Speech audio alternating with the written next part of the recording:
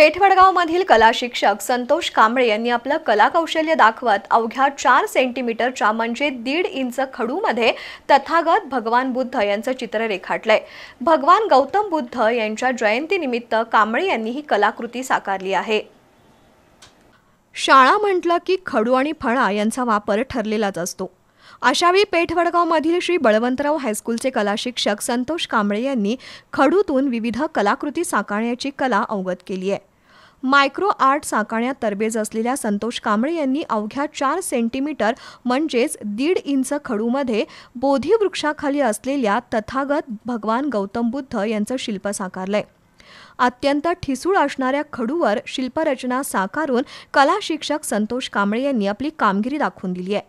यापूर्वी कांबळे यांनी स्वामी विवेकानंद, छत्रपती शिवाजी महाराज, राजर्षी शाहू महाराज, बाजीप्रभू देशपांडे, प्रभू श्रीराम, लक्ष्मण, सीता, हनुमान, संत ज्ञानेश्वर, संत तुकाराम, विठ्ठल रुक्मिणी अशा महापुरुष आणि देवदेवतांचे शिल्प किंवा प्रतिमा खडूमध्ये साकारल्या आहेत। खडूबरोबरच आंघोळीच्या साबणामध्येही त्यांनी कोरलेल्या शिल्पकृती अत्यंत विलोभनीय आहेत।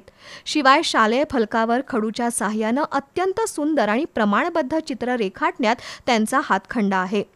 संतोष कांबळे यांनी खडूमध्ये कोरलेली भगवान गौतम बुद्धांची मूर्ती पाहण्यासाठी चांगलीच गर्दी होतीये।